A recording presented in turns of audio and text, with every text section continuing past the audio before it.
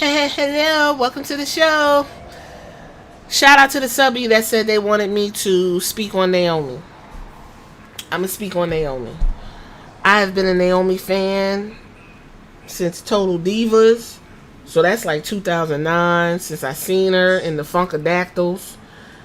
And just like the black males in wrestling, black women have had little to no representation for years. Right now, we are seeing the most representation of black women on the mainstream than I have ever seen in all my years of watching professional wrestling. And that's a good thing. Although I can count those women on my hand, they all dominate. Athena, Jade, Bianca, Naomi. Am I missing anybody? If you want to say NXT, Jada Parker, Lash Legend, Jakara, to name a few. Black women right now, they moving around in WWE, and this is the most I've ever seen. Okay, but here's the thing: when we're talking about Naomi, she left to go to Impact Wrestling for that year. Impact showed everyone how you can book her, put the belt on her, put the division on her, and it's still going to cook. Naomi was giving some of the best matches. Naomi was speaking her piece. Listen, we could talk about promos. Yeah, her promos still about a 6, but she was still out there showing you that she's willing to do it if you give her the opportunity to do it.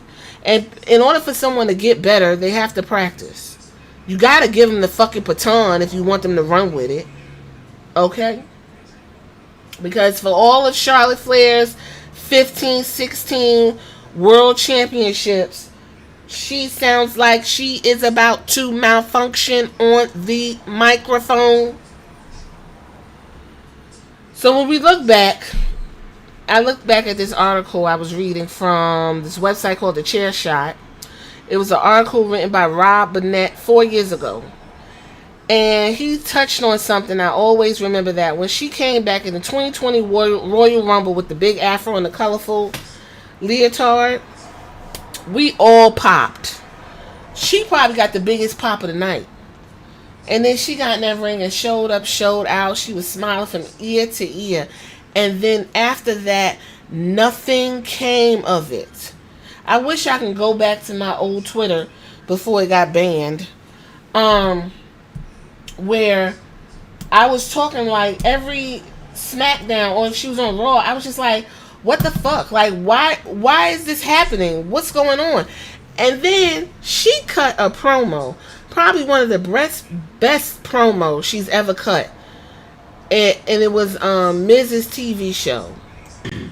You suffered what had to be a heartbreaking loss. And yet, despite losing, it was you, not Lacey Evans, who trended worldwide with the hashtag Naomi deserves better.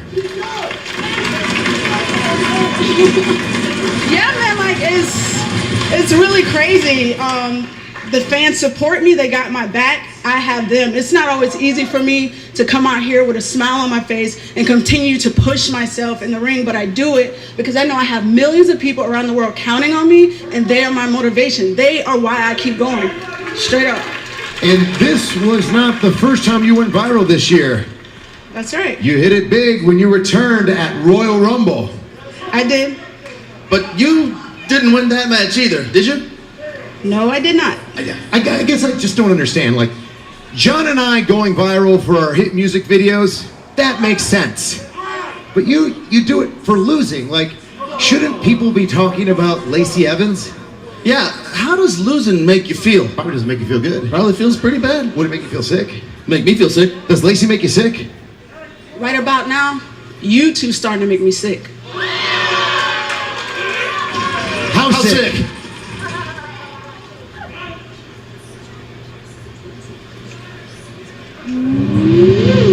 Showing up for the last decade, showing up and showing out consistently.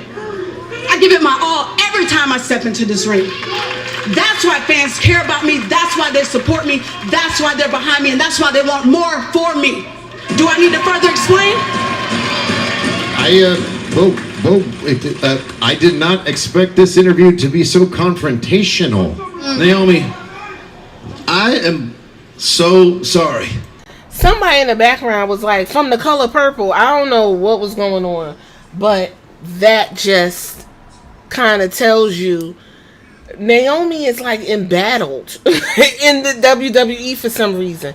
So now she's back, and it was like, okay, cool. She's back. I remember she had the belt, and Bianca had her belt, and Sasha had their belt, and everybody was really excited. They was like, the Powerpuff Girls was like, oh my God, we got this going on. And then unfortunately all that fell apart and they left. And then now she's back, and you got Jade Cargill, you got Bianca, and it's now the big three, and we show our muscles. But even the way Jade and Naomi is being handled is kind of it's making me scratch my head, because moving Jade to the side, because I already told y'all she should be moving like a juggernaut anyway. Naomi and Bianca move better than the majority of the women's roster. If we're talking about work rate, which a lot of y'all seem to talk about when y'all talk about AEW, the work rate for Naomi and Bianca is out of this world. Naomi runs that ring, isn't winded, doing her moves, and even got more moves. And if you didn't see her in Impact, she got more moves that you never seen her do, because she's never allowed to do it. I remember there was one time Naomi lost 2 times to Alexa Bliss in one episode. And the only reason why I remember that is because somebody's like, it's not a big deal. I'm like, what the fuck is going on here? And I don't want to say it's because it's the skin tone. Does she need to be lighter, more ambiguous? That's not the case, because Naomi transcends. Everyone loves Naomi, just like everyone loves R-Truth. Naomi shouldn't have to change and be a heel and shit just to get over. She's over. Again, this is when we talk about, is it complacent or is it no opportunities because someone isn't seeing something? When she came back, Triple H did his quintessential point the finger in the picture smiling. Meanwhile, none of that's translating. You pointing and smiling with her, but you ain't giving this woman no material to work with. Also, now she comes out and she did the save for Blair Davenport, who was fighting Bianca and Naomi against the Unholy Union. But here's the thing. What happened to all of that build up for Bayley? She literally said to Bayley, I'm pumping you up and everything's cool. You gave me a shot at the title and that's all that, but I'm coming for that title.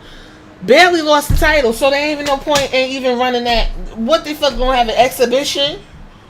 What was y'all literally had her go in the go and do a match at WrestleMania, and that was iconic. The interest and everything was iconic. And then right after that, Triple H took her from Bianca and Jade and put her over there, and she's just sitting there pumping up Bayley. Like, it was a thing with Tiffany Stratton. It's like nothing is coming of anything she's working with, or they just drop it and just like whatever. And it's not Naomi's fault. It's not Naomi's fault. Naomi could also have another shot at the title. She hasn't had it since 2017. 2018, 2019, 2020, 21, 22, 23, 24. 7 years.